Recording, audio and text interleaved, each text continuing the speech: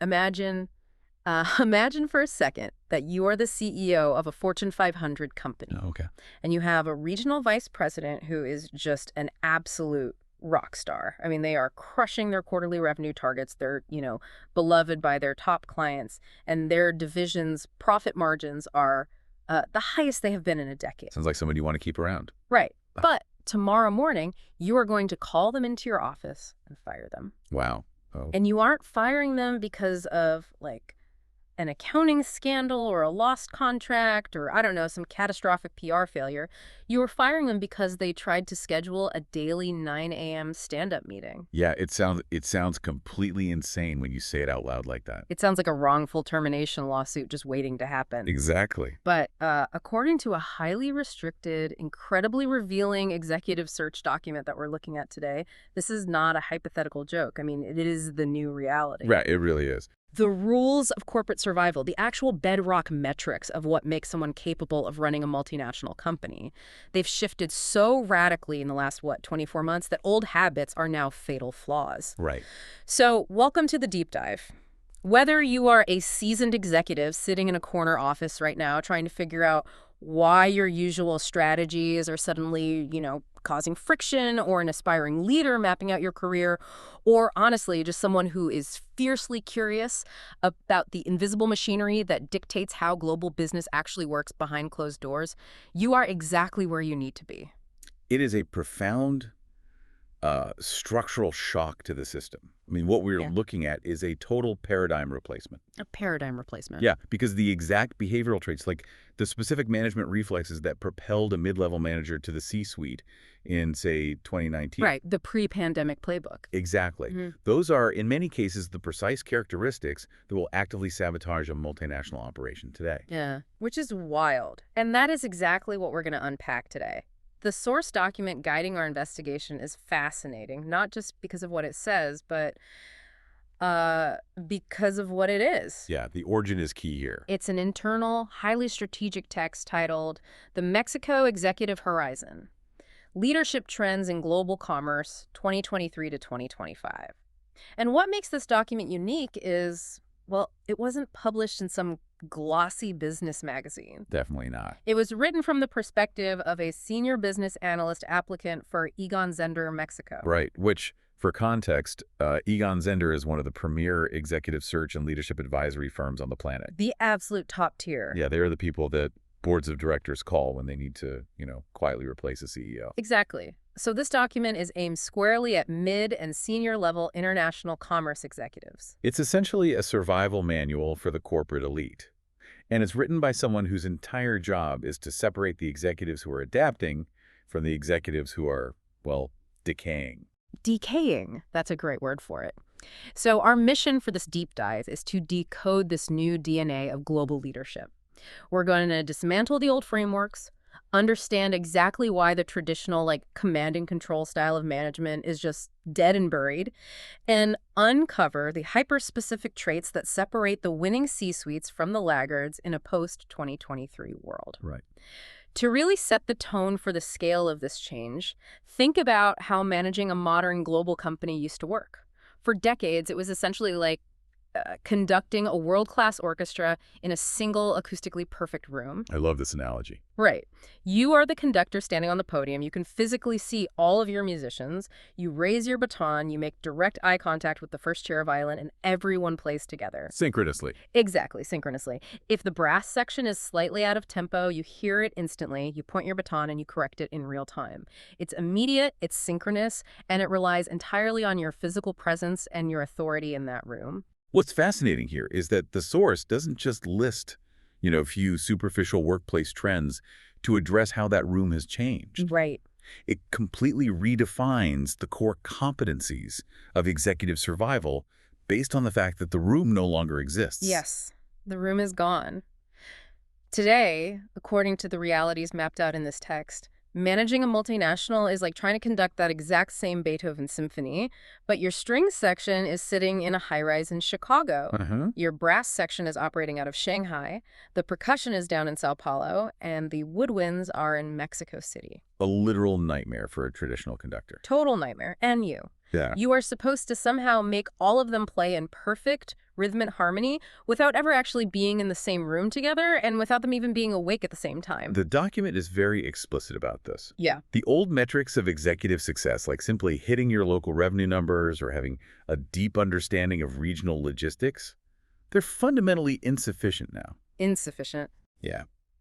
The text specifically elevates adaptability and cultural agility as the new, absolute non-negotiables for leadership. Okay. It marks a definitive shift away from managing physical assets and localized teams toward the infinitely more complex task of managing unseen, cross-border intellectual networks. Okay, so to really understand the psychology and like the daily operational reality of this modern executive, we first have to look at the geometry of how and where they're actually working today. The geography is everything. Right. Now, the shift to remote and hybrid teams, I mean, that's been analyzed from every possible angle, I know. We all lived through the massive pivot a few years ago. Yeah, the Friday work from home thing. Exactly.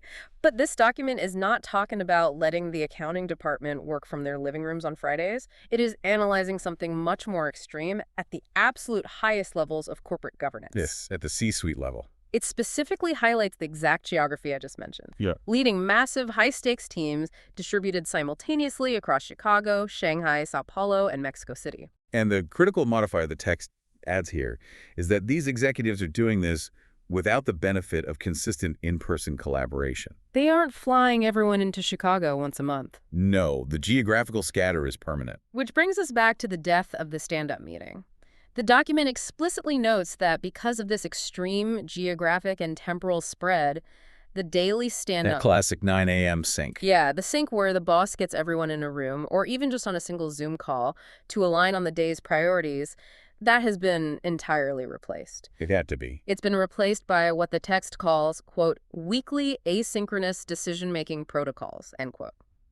Furthermore, the applicant's text points out that something called CQ, cultural intelligence, is now being aggressively measured alongside traditional KPIs. That's right. It's no longer a soft skill, it is a hard metric. The elevation of CQ to the level of a KPI is a massive structural realignment in how executive performance is calculated. Okay, let's unpack this, because I have to push back a little bit on the terminology here. Go for it. Whenever I hear phrases like, weekly asynchronous decision-making protocols, my eyes immediately glaze over. It is very jargon-heavy. It sounds like the ultimate consultant speak. I mean, isn't asynchronous decision-making just a fancy, sterilized way of saying, we have too many people in too many time zones, it is physically impossible to find a meeting time that doesn't force someone to be awake at 3 a.m., Right. so we just stop talking to each other and send massive convoluted email chains instead. It's a very fair skepticism. Right. And frankly, your description of massive convoluted email chains is exactly the trap that failing companies fall into when they try to adapt to this geography without actually changing their underlying processes. So it happens. Oh, it happens constantly. But the Egon Zehnder document is very clear that true asynchronous decision-making is not just sending emails into the void and hoping for a reply.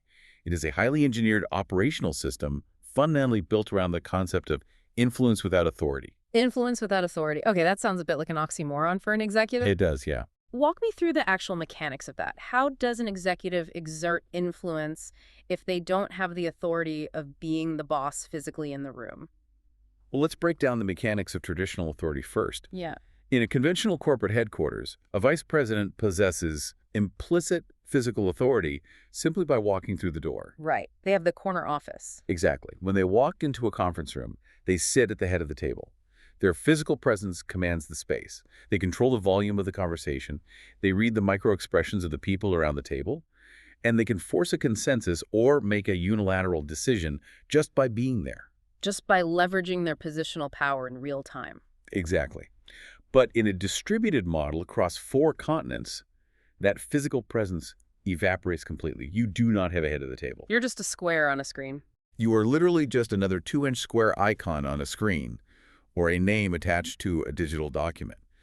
So the critical question becomes, how do you get a product development team in Shanghai to perfectly align their workflow with a marketing rollout team in Sao Paulo? When you weren't there. When you, the VP, are fast asleep in Chicago, while both of those teams are actively working. Because if they hit a roadblock and have to wait for you to wake up, read an email and officially approve a solution, the time zone delay completely paralyzes the momentum of the project. Yes. A 2-hour problem turns into a 3-day delay. Precisely. The friction of time zones destroys traditional synchronous management. Therefore, to survive, you have to build structural systems of influence that operate entirely independently of your physical presence. Okay. You have to write exceptionally clear, context-rich strategic briefs. You have to create robust, decentralized frameworks where teams in different hemispheres can make complex decisions on their own. But decisions that still align with what the VP wants. Exactly. Decisions that still perfectly align with your overarching vision, but without needing you to personally stamp every single step of the process. Wow. That is what a true asynchronous decision-making protocol is.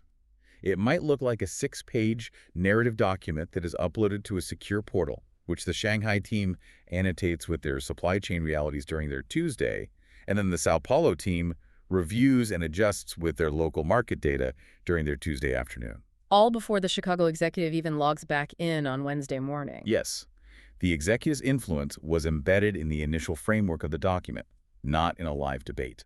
That requires an entirely different set of communication muscles. I mean, Yeah. it is the difference between being a great debater who can win an argument in a boardroom and being an exceptional architect who can design a system that essentially runs itself. That is an excellent way to conceptualize it.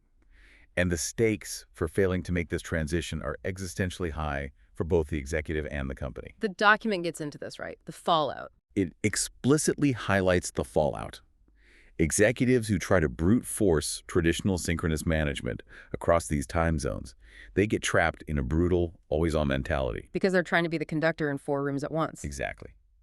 If you are determined to personally manage Shanghai, Chicago, and Sao Paulo synchronously, you are taking supply chain calls at 11 p.m. and marketing alignment calls at 5 a.m.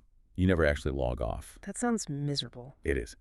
The document notes that this specific dynamic is directly leading to a massive spike in faster voluntary turnover at the VP level. So they are just burning out. Highly compensated, highly experienced vice presidents are just throwing their hands up and quitting because the basic geographical math of the job is actively destroying their physical and mental health. Yes, they are hitting a physiological wall. And from a corporate perspective, the financial hemorrhage of losing proven VPs to burnout is just staggering. I can imagine. But the source text highlights an even more insidious long-term risk embedded in this geographic scatter. Okay, what is it? The catastrophic loss of informal succession queues. Informal succession queues. I really like that phrasing. It perfectly captures a phenomenon we all instinctively understand but rarely articulate. It's learning by osmosis, right? It's the invisible curriculum of the office. That is exactly what it is. Think about the historical mechanism of corporate promotion. How does a mid-level director actually learn to be a C-suite executive? Mostly by watching. Right, it is rarely through a formal training manual. They learn by sitting quietly in the back of the room and watching the CEO skillfully navigate a hostile negotiation. Yeah. They learn by seeing how their direct boss diffuses a tense, emotionally charged situation in the hallway between meetings. They observe the subtle body language, the strategic use of silence, the tone of voice, the precise timing of when to push and when to concede. And in a fully distributed asynchronous environment. Those informal observational cues completely vanish. Because in an asynchronous world, the mid-level manager only ever sees the polished final email. Right. They only see the completed strategic brief. They are completely blind to the messy, fundamentally human process of how the executive arrived at that decision. Exactly. The invisible curriculum has been deleted. And the document warns that this is fundamentally weakening internal leadership pipelines across the entire landscape of global commerce. Oh, that makes sense. Companies are suddenly looking at their succession plans and realizing that their mid-level managers are entirely unready to step into executive roles because these managers haven't been able to shadow current leaders in any meaningful, observational way for the last 3 years. They know the data, but they don't know the behavioral nuance of leadership. Right. They haven't seen it in action. So if you are Egon Zehnder and a massive multinational client comes to you in a panic saying, our current VPs are burning out from time zone exhaustion, and our junior staff have no idea how to lead because they've never seen it done in person. What is the actual intervention? How do you fix a broken pipeline? The text outlines a very specific, aggressive mitigation strategy deployed by Egon Zehnder's advisory practice. Okay. It begins with the implementation of highly structured leadership assessments that are deliberately engineered to isolate and test for what they call remote resilience. Meaning they aren't just looking at a candidate's historical revenue generation or like past project completions anymore? Far from it, past revenue is baseline. They are actively utilizing psychometric and behavioral testing to determine how well a leader can handle the specific psychological and operational strain of being physically disconnected from their team. Like, can you handle the isolation? Exactly. Can they maintain strategic focus and emotional regulation without the external validation of an office environment? They also run what the document calls cross-office calibration sessions. Croc office calibration, what does that look like? This is a brilliant operational fix. It means the firm purposefully brings together evaluators and senior leaders from disparate geographies, say, a managing partner in London, a regional head in Tokyo, and a VP in Atlanta to collectively review the talent pool and identify hidden successors. Because if a brilliant, high-potential director is sitting in an office in Mexico City, but their direct supervisor is in Chicago and never actually sees them operate in real time, that director's potential is effectively invisible to the broader organization. Right. So the calibration session forces the company to look holistically across the entire global network. Exactly. It breaks down the geographical silos of talent evaluation. And if the organization realizes through these calibration sessions that they simply do not possess the internal talent to fill these new roles, I'll have to look outside. then Egon Zehnder launches highly targeted external searches. But they are not just looking for standard executives. They're specifically hunting for leaders who have a verified, proven track record of thriving in fully remote, highly complex international roles. So not just someone who thinks they could do it. Right. They are not interested in someone who theorizes they can manage asynchronously. They demand candidates who have the operational scars and the verifiable successes to prove they can build influence across borders without relying on physical presence. It is like they are hunting for a completely new, highly specialized species of executive. They essentially are. And this ties directly back into that concept of CQ, cultural intelligence, because if your job requires you to exert that influence without authority over a logistics team in Shanghai and a marketing team in Mexico City simultaneously, you absolutely cannot utilize the same communication style or motivational frameworks for both. You really cannot. A directive, highly individualistic communication style that might deeply motivate a team in Chicago could be perceived as intensely disrespectful or entirely alienating to a consensus-driven team in Sao Paulo. That makes total sense. CQ is the ability to seamlessly code switch between those cultural operating systems. It is no longer a nice-to-have soft skill relegated to HR seminars. As the document firmly states, CQ is a hard business metric. It's a transmission mechanism. Yes, it is the transmission mechanism for asynchronous influence. If you lack CQ, your strategic briefs will be ignored, your frameworks will collapse, and your distributed team will paralyze.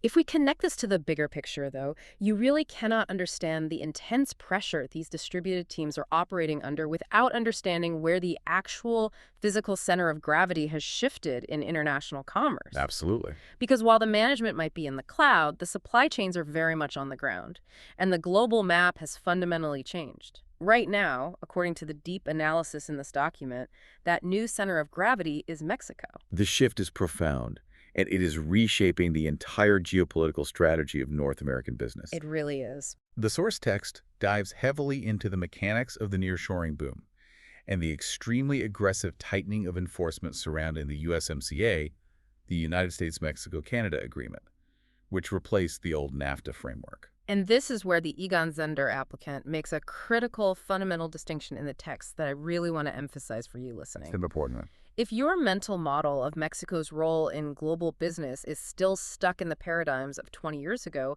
you are entirely misreading the board. The document explicitly states that Mexico is no longer merely a, quote, low-cost production site. Right. It is not just a place where multinational corporations build massive, inexpensive assembly plants right across the Texas border to save on labor costs. That era is over. Mexico has rapidly evolved into a primary, highly complex strategic leadership hub. A leadership hub. Yes, it is currently housing the massive regional headquarters for hundreds of Tier 1 global firms. It is a massive evolutionary leap in the global supply chain architecture. The historical maquiladora model, where the high-level strategic decisions, the R&D, and the financial planning were all securely done in skyscrapers in New York or Chicago, Yeah. and merely the physical execution of assembly was handed down to Mexico, is dead. Ed and gone. Today, the complex, high-level strategic decisions regarding entire continental supply chains are being made directly in boardrooms in Mexico City, Monterrey, and Querétaro. So Mexico isn't the corporate back office anymore. It is the corner office. That is a perfect distillation of the shift. Yeah. And because the strategic weight has moved southward, the hyper-specific technical demands placed on the executives operating in that region have absolutely skyrocketed. It's all new ballgame for them. It really is. The document notes that these modern supply chain leaders and regional general managers, they aren't just figuring out how to move boxes efficiently from point A to point B, they are engaged in high-level geopolitical navigation. They have to master highly complex, constantly shifting U.S. customs regulations. They have to navigate sweeping, politically sensitive Mexican labor reforms. And they have to possess the strategic foresight to deal with extremely aggressive U.S. Section 301 investigations. Okay, let's pause on that because that sounds incredibly dense. Yeah. A Section 301 investigation, that sounds like something a trade lawyer deals with, not a supply chain executive. What is the actual mechanical reality of an executive dealing with that? To understand the executive demand, you really have to understand the mechanism. Under Section 301 of the U.S. Trade Act, the United States can impose massive punitive tariffs on countries it deems to be engaging in unfair trade practices, most notably, in recent years, China. Right. So if you're a global firm manufacturing components in Asia and selling them in the U.S., you are suddenly facing devastating tariffs. The strategic reaction from many firms has been nearshoring, moving production to Mexico to utilize the USMCA free trade pathways. Makes sense. Move it to Mexico. Avoid the tariff. But the U.S. government isn't blind to this. They aggressively investigate the rules of origin. They want to know, did you actually manufacture this product in Mexico? Or did you just ship a finished Chinese product to Monterrey, slap a Made in Mexico sticker on it, and send it across the border to dodge the tariff? Ah. So the enforcement is looking for tariff evasion through transshipment. Exactly. So a modern supply chain executive in Mexico cannot just be good at factory efficiency. They have to meticulously map and audit every single microscopic component in their supply chain. Wow. They have to prove exactly where the steel came from, where the microchips were fabricated, and what percentage of the labor value was added in North America. If they fail that audit, the entire shipment is seized or hit with retroactive tariffs, and the company's profit margin on that product line is instantly destroyed. So it sounds like they need an advanced law degree in international trade almost as much as they need a background in logistics. They absolutely require the technical fluency of a senior compliance officer. The text highlights a crucial reality. Modern compliance officers and legal chiefs can no longer exist in an ivory tower of legal theory. They have to get their hands dirty. Exactly. They must be intimately fluent in both the dense legal frameworks and the gritty operational realities on the factory floor. A brilliant, theoretically perfect legal strategy for USMCA compliance is completely useless if the operational constraints of implementing it accidentally shut down a critical manufacturing line in Monterrey. The executive has to bridge that gap. They do. Which perfectly sets up this fascinating detail in the document about the evolving role of regional general managers, the GMs. The text explicitly states that these regional GMs now have to conceptually and operationally balance Monterrey, Querétaro, and the U.S. Southeast as, quote, one integrated market. It's a huge shift in perspective. That honestly blew my mind a little bit. We are so used to thinking of the U.S.-Mexico border as this hard defining line where one market ends and another begins. It is a brilliant, highly accurate insight into the physical reality of modern North American supply chains. The geopolitical border is obviously a stark political and legal reality, but economically and operationally, those geographic regions function as a single, continuous, highly sensitive circulatory system. Right. If a highly specialized automotive part is initially forged in Querétaro, transported and assembled into a larger module in Monterrey, and then warehoused and distributed out of Atlanta, the regional GM overseeing that process cannot treat the U.S. border like a brick wall where their operational responsibility magically terminates. Okay. They have to optimize that entire multi-thousand-mile corridor holistically, accounting for currency fluctuations, labor shifts in both countries, and border crossing delays simultaneously. And this operational reality is exactly why the Egon Zehnder source document forcefully argues that high-level leadership experience in Mexico is currently one of the most highly sought-after traits in the global executive market. It's a premium. It really is. It is no longer viewed by corporate boards as merely a standard regional rotation to pad out a resume. Deep operational experience in Mexico is now universally recognized by elite search firms as a powerful proxy for emerging market resilience and North American integration skill. Let me stop you right there. That is a very heavy phrase. A proxy for emerging market resilience. What does that actually translate to when an executive search committee is sitting around a table looking at candidates? It translates to verified battle testing. It means that when a Fortune 100 board of directors is executing a search for a new global CEO, someone who will be expected to handle intense chaos, profound ambiguity, massive regulatory shifts, and infinitely complex cross-border logistics, they deliberately look for candidates who have successfully run major operations in Mexico over the last few years. Why Mexico specifically? The logic is bulletproof. If you have successfully navigated volatile Mexican labor union reforms while simultaneously keeping delicate, just-in-time supply chains flowing smoothly into the U.S. Southeast, all during a period of intensely strict USMCA tariff enforcement, you have empirically proven your resilience. You've survived the fire. Yes, you have proven your capacity to integrate disparate, highly complex markets under extreme pressure. It is the ultimate executive testing ground. It is the ultimate corporate crucible. The assumption is if you can make the machine work flawlessly there under those specific high-friction conditions, you have the operational chops to make it work absolutely anywhere in the world. Precisely. The document explicitly categorizes this specific regional experience as a premium competency in global succession plans.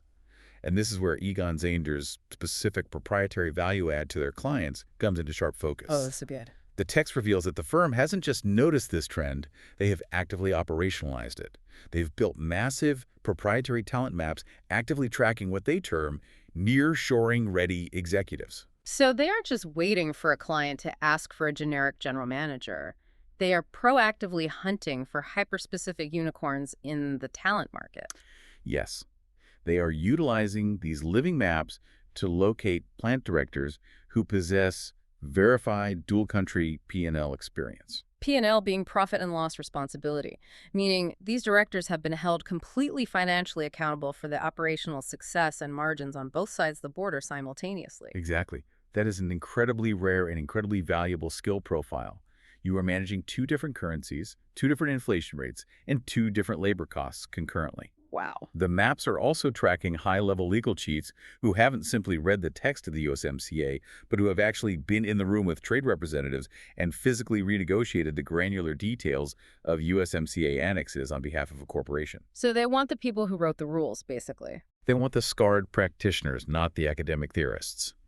Furthermore, Egon Zehnder is utilizing this data to advise corporate boards not just on individual executive hires, but on massive overhauls of overall board composition. Oh, interesting. They need to ensure the board itself has the requisite practitioner knowledge to provide actual, competent oversight for these incredibly complex cross-border risks. Okay, so let's summarize the survival traits we have established so far. We have executives who have mastered the extreme remote geography. They have built asynchronous frameworks to manage Shanghai and Chicago without imploding from burnout. And they have mastered the geopolitical chess game of the USMCA, the rules of origin, and the nearshoring boom in Mexico. It's a lot. That is a staggering cognitive load, which perfectly brings us to the third massive structural trend the applicant's document outlines. Given that human brains cannot process all of these variables simultaneously, what tools are these executives actually utilizing to make split-second decisions in this high-speed, high-stakes environment? This is where we cross into the technological frontier of the modern C-suite. Yeah. The document introduces what we can call the AI ultimatum. Yes, the radical evolution of digital fluency.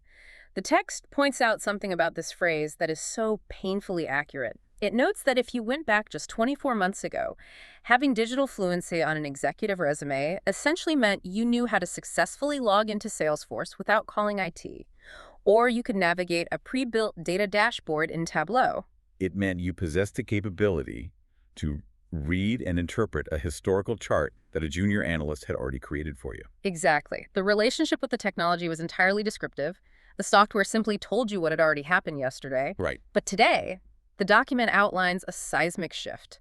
AI has violently broken out of the back-office analytics department and injected itself directly into real-time frontline commercial It's operations. everywhere now. We are talking about highly advanced machine learning models that are actively driving real-time dynamic pricing across continents, algorithms that are autonomously allocating physical inventory in warehouses on the fly based on predictive weather patterns, and neural networks directly targeting specific customer segments without human pre-approval. The paradigm has completely inverted. The machine is no longer merely reporting the historical news. The machine is actively making the weather. Making the weather. I really like that framing. And this reality necessitates a completely new, entirely unprecedented set of competencies in the C-suite. It absolutely does. The source text isolates two highly specific capabilities. First, the ability to lead volatile hybrid teams composed of abstract data scientists and old-school sales veterans. And second, the ability to fundamentally re-engineer massive commercial processes around machine learning insights without destroying the trust of your customer base. Let's dissect that first competency because it represents one of the most difficult managerial tightropes in modern business. The culture clash. Yeah, the cultural and operational clash between a highly theoretical data scientist and a purely instinct-driven traditional sales veteran is legendary in corporate environments. It is a clash of fundamental worldviews. Oh, I can easily imagine the friction. The 20-year sales veteran has built their entire career on relationships, gut intuition, reading the room, and taking the key client to dinner. They trust their lived experience. Right. The data scientist operates in a world of pure mathematics, algorithms, probabilistic distributions, and massive historical data models. They trust the math.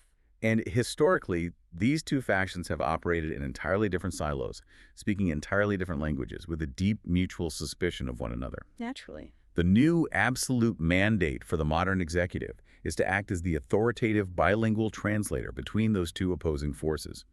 You, as the leader, have to successfully convince the entrenched 20-year sales veteran to actually trust the predictive algorithm when it flashes a red warning that their most loyal, longtime client is statistically highly likely to turn to a competitor next quarter. That's a tough conversation. It is. And conversely, and perhaps more difficultly, you have to possess the authority to force the data scientist to accept that their mathematically perfect algorithm might be entirely missing the unquantifiable nuance of a sudden, subtle market shift that the sales veteran is physically feeling on the ground. But wait a minute, let me play devil's advocate here. Sure. Are we honestly saying that a seasoned 50-year-old expert in cross-border supply chain logistics or a brilliant regional sales director now has to suddenly become a computer programmer to keep their job? Yeah. Are boards demanding that their VPs know how to write Python code and train neural networks? Absolutely not. And the Egon Zehnder text is incredibly precise about drawing this specific distinction.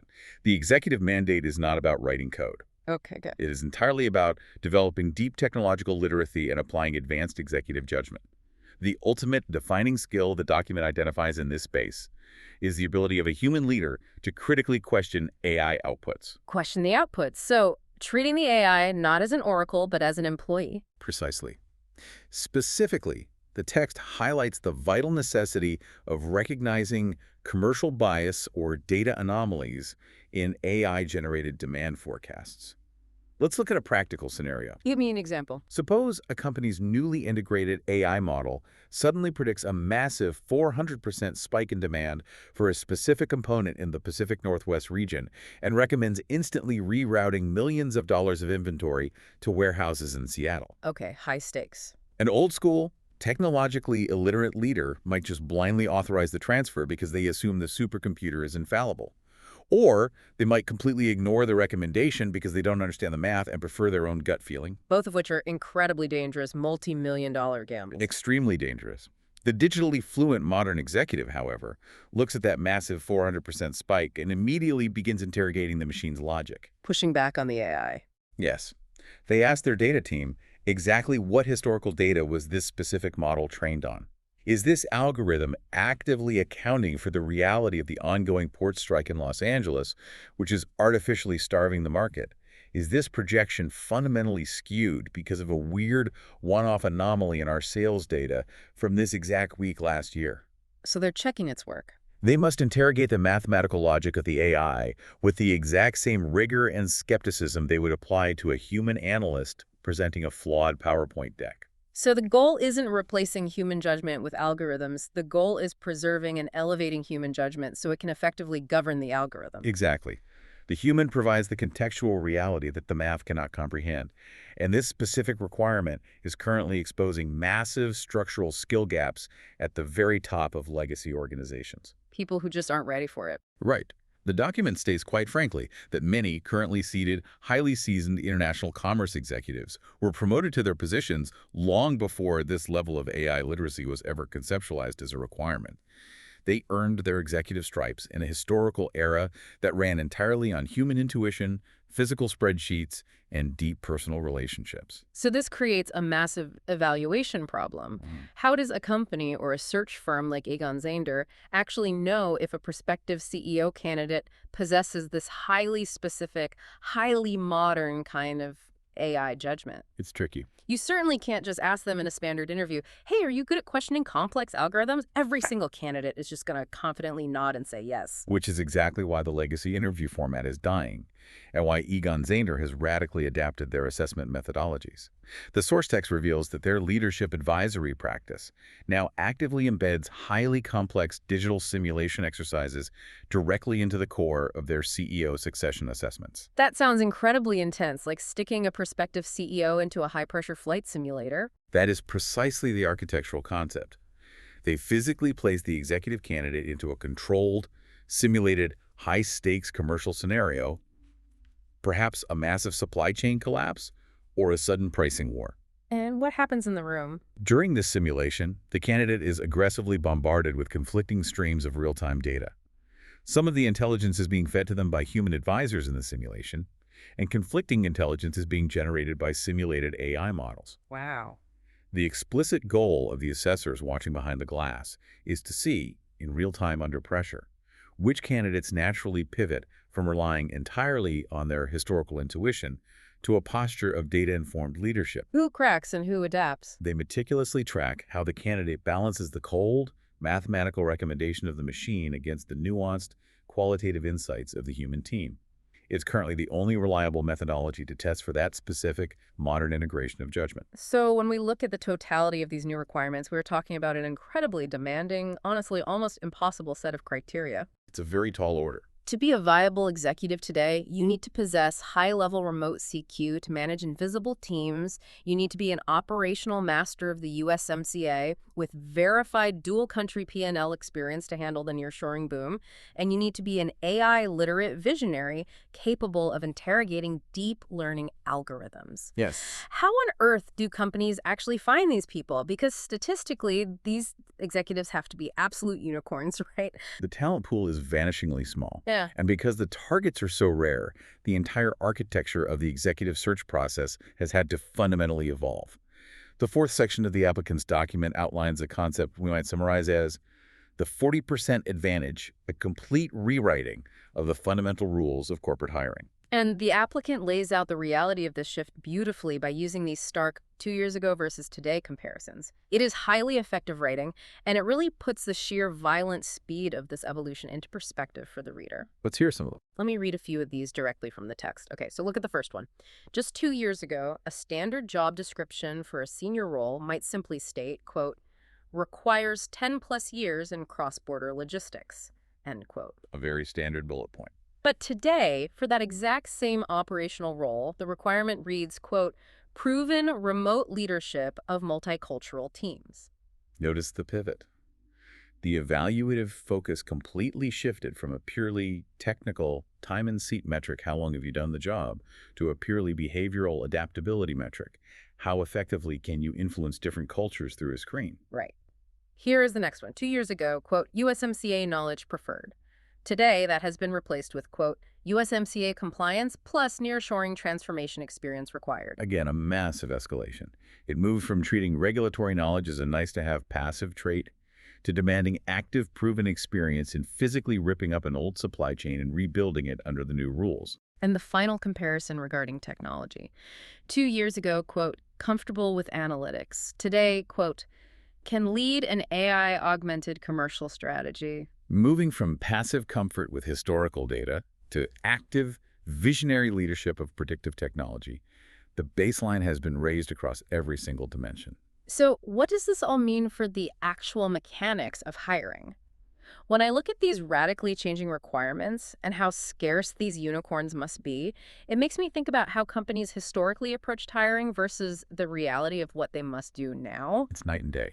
It is honestly the difference between a reactive and a proactive posture. It is like the difference between waiting until it is already pouring rain to frantically run out and try to buy an umbrella when every other person on the street is trying to buy one too, versus checking the complex meteorological forecast months ahead of time, deeply understanding the incoming storm patterns, and already having a high-quality umbrella sitting in your bag just in case the weather turns. That is a very apt analogy, but I would actually take it a step further into the realm of operations.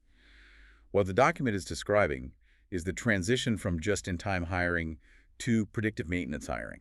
Predictive maintenance hiring. I like that. The historical reactive approach, waiting for the rain to start, or waiting for your VP of supply chain to walk in and hand you their resignation letter before you even begin thinking about a replacement, is financially disastrous under these new conditions. Because you can't just replace them in a week? Because the talent pool of individuals who actually meet all these new hyper-specific criteria is incredibly small. If you start your executive search from absolute zero on the day your VP quits, you are realistically looking at leaving that critical seat empty for 6 to 9 months while you scour the globe. And what happens in those 9 months? In a highly volatile, AI-driven market, an empty seat at the executive table for 9 months doesn't just mean a slight dip in productivity. It means you lose massive market share, you lose your strategic momentum, and your fully staffed competitors will absolutely eat you alive. So the only viable solution is to constantly check the forecast, to monitor the machine before it breaks. Exactly. And the mechanism for this, as detailed in the document, is the maintenance of living succession maps. Elite, market-leading clients no longer wait for a vacancy to occur.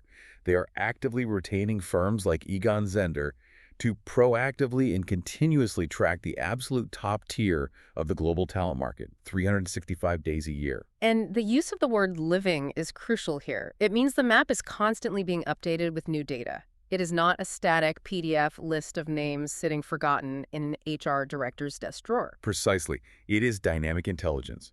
For major Mexico-based manufacturing firms, the source text notes this translates to receiving highly detailed quarterly intelligence updates on the career movements of senior talent currently sitting in the US, Europe, and Asia. Always watching. The firm is constantly evaluating which of these leaders might be open to relocating their family to Monterrey in the next 18 months. Which of them have recently proven through a crisis that they can effectively lead Mexican operations entirely remotely from a hub in Chicago or Shanghai. They are essentially building and maintaining a shadow bench of elite executives before their current executives even begin thinking about updating their own resumes. Yes, they are buying time, and the mathematical metric the document provides to justify the immense financial investment in this continuous mapping is staggering. What's the number? This proactive, living map approach reduces the overall time to fill an executive vacancy by 40% across Egon Zehnder's tracked client engagements. 40%. That is a massive operational victory. If a standard reactive global executive search typically takes 6 months of grueling interviews and negotiations, cutting that timeline by 40% means a company saves over 2 full months of having a vacant, paralyzed leadership seat. 2 months is a lifetime in this market. When you are talking about billion-dollar supply chains, those 2 months translate directly to tens of millions of dollars in preserved revenue, uninterrupted strategic continuity, and massive competitive advantage. It's arguably the ultimate competitive advantage in a talent-scarce market, having the right leader ready the exact moment the paradigm shifts. All right, I want to take a moment to bring all of these abstract, high-level concepts directly to you, the listener, because the author of this source document does something highly effective and very clever at this point in the text. It's a great pivot. They pivot from broad market analysis and directly provide a mirror for the reader to hold up to their own organization, or even to use as an audit of their own career trajectory. The document includes a 1-page diagnostic. The stress test. It is essentially a brutal, zero-fluff stress test meant to determine if a leadership team is actually equipped to survive the next 24 months of market volatility. It is a brilliant piece of consultative design. It forces the reader out of a passive consumption mode and demands immediate, uncomfortable self-reflection. It really is uncomfortable. It consists of 4 very pointed highly specific questions. I'm going to walk through them one by one. And as you listen, I want you to genuinely think about how your current company or the company you are desperately trying to get hired by would honestly answer these. Let's hear them. Question 1. Does your VP of supply chain have direct, hands-on experience managing nearshoring transitions, specifically post-2023? Notice the extreme specificity of the timeline there. Post-2023, they absolutely do not care if your VP successfully managed a massive factory relocation from China to Mexico in 2015. It's ancient history to them. The geopolitical, regulatory, and logistical environment changed entirely and irrevocably with the new USMCA enforcements in the last 2 years. If their experience isn't aggressively recent, it is functionally irrelevant to today's risk profile. That is a harsh but necessary reality check. Okay, question 2. Have you actively tested your C-suite's ability to effectively lead a fully remote cross-border team? Again, focus on the operative word here. Test it. The question is not, do they currently manage people in other countries? Because everybody does that. Right. The question is, have you, as an organization, actively and rigorously tested their actual capability to do so effectively? Have you measured their CQ? Have you audited the efficiency of their asynchronous influence frameworks? Assuming competence simply because they send emails to a foreign office is a massive liability. Question 3. Is AI commercial decision-making a standard, recurring agenda item in your highest-level leadership meetings? This question beautifully forces the issue of technological integration. If artificial intelligence is still being treated merely as a quirky pet project relegated to the IT department, and it is not being vigorously debated at the strategic level by the CEO and CFO alongside core revenue and physical operations, the company is already critically behind the curve. AI is the business now. And finally, question 4. Do you currently have internal successors who have successfully led complex international projects without daily synchronous supervision? This circles right back to our earlier discussion regarding the catastrophic loss of informal succession queues. This question asks the board, have you deliberately and artificially engineered high-stakes environments where your junior leaders are forced to prove their autonomy, their CQ, and their cross-border capability without the safety net of you being in the room to save them? This raises an important question. What exactly happens if a CEO or a board member is listening to this or reading this diagnostic and slowly realizing with a sense of dread that they are failing this test? What if the honest answer to these questions is no? The source text is completely unsparing in its warning regarding failure. It clearly states that if an organization's answer is no to 2 or more of these 4 diagnostic questions, the company's overall leadership risk profile is severely elevated. Severely elevated. Essentially, they're flying blind into a Category 5 hurricane with instruments that haven't been calibrated since 2019. So what is the proposed lifeline? How does the document transition from diagnosing the panic to offering a solution? It executes a classic, highly polished consulting call to action. The document immediately offers the reader a confidential, intensive 2-hour diagnostic session with the senior Egon Zehnder Mexico advisory team. The pitch. The stated goal of this session is to meticulously map those specific vulnerabilities and co-create a bespoke 24-month leadership evolution roadmap. And crucially, it notes that this roadmap begins with a comprehensive market review of available pre-vetted, nearshoring-ready executives. Smooth. It acts as a direct, seamless bridge from forcing the client to realize their existential panic to offering the firm's proprietary living succession maps as the immediate cure. Here's where it gets really interesting, though. We have spent the last hour deeply analyzing this text as a profound roadmap for global executives. And the insights are genuinely invaluable. But we have to pull back the curtain for a moment and look at the meta layer of this entire exercise. We have to look at the source itself. Yes. Who actually wrote this brilliant, terrifying, highly insightful strategic roadmap? This is, without a doubt, the most fascinating and structurally brilliant part of the entire deep dive. It really is. The final section of our source material isn't about supply chains or AI at all.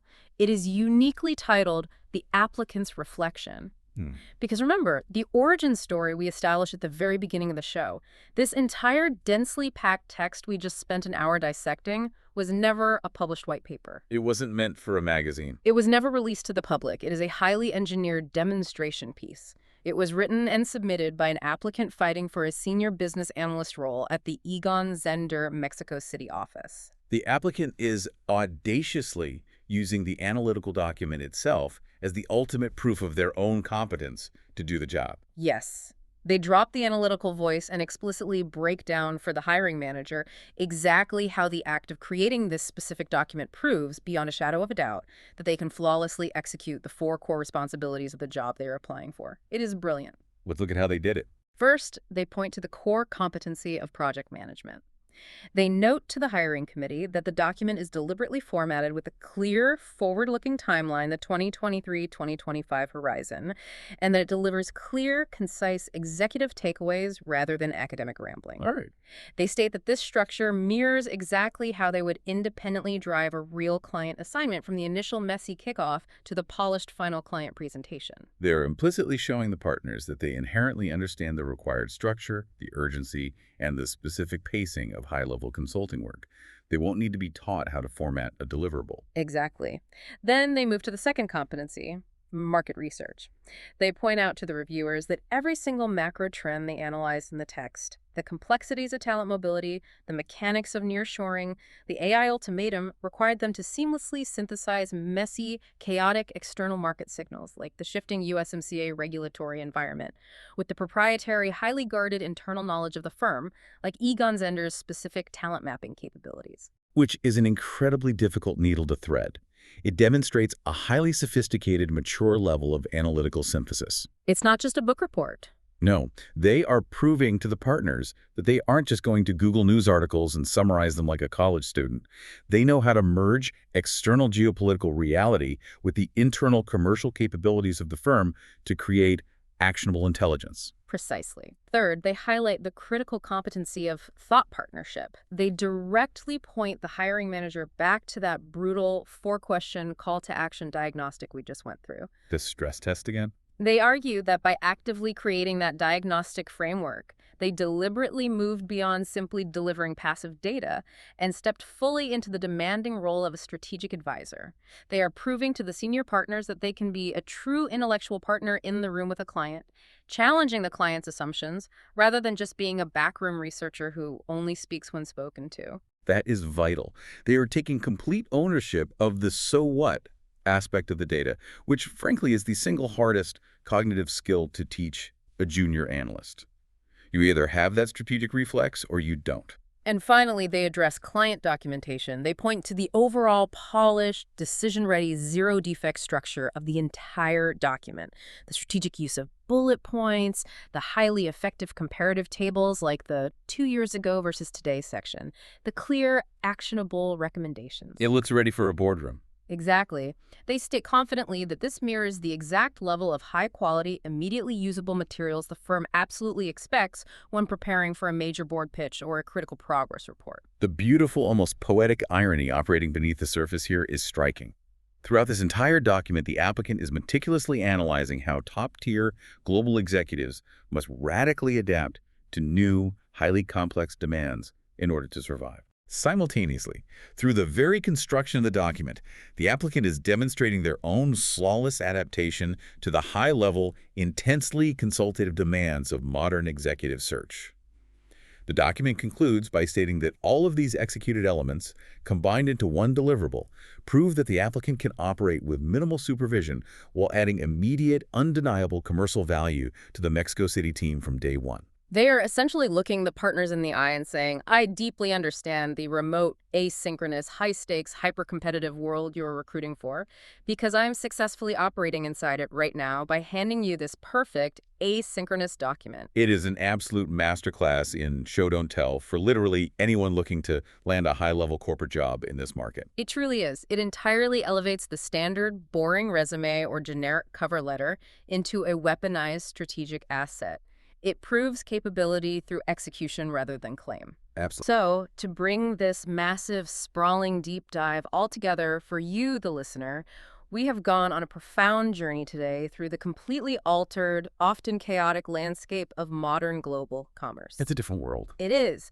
We have seen exactly how the unstoppable rise of remote, asynchronous work has violently shattered the old, comfortable command and control models of the boardroom, requiring an entirely new, highly calibrated level of cultural intelligence and the ability to project influence without authority just to keep geographically distributed teams from paralyzing. Right. We have explored the geopolitical realities of how Mexico has transformed from a simple, low-cost manufacturing site into a deeply complex strategic regional hub, demanding that modern supply chain leaders operate essentially as high-level diplomats and trade compliance experts. Which is an incredible shift. And we have seen how the integration of real-time AI is forcing legacy executives to rapidly evolve into bilingual translators, bridging the massive cultural divide between human commercial intuition and the cold mathematical logic of algorithmic data.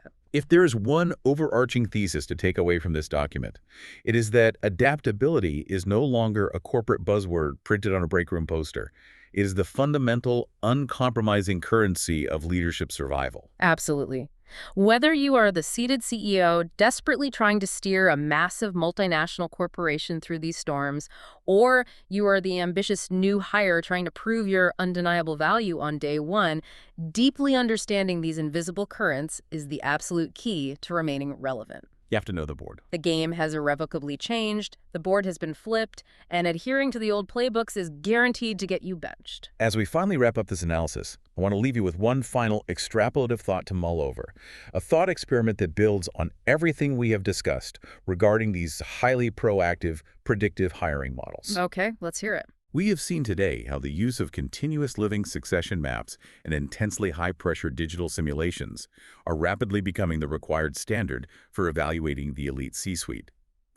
But as AI integration inevitably deepens and behavioral monitoring tools become seamlessly ubiquitous across all software platforms, how long will it really be until every single level of the corporate ladder, from the corner office down to the newest entry-level employee, is continuously mapped, digitally simulated, and proactively assessed for replacement before a job vacancy even exists? That is a deeply chilling, but given the trajectory of the data we've seen today, an entirely plausible thought. A constant, invisible, algorithmically driven audition for your own job and your next promotion, running in the background of every email you send. It seems like the global orchestra is only going to get more geographically spread out, the required tempo is only going to increase, and the music is only going to get infinitely more complex.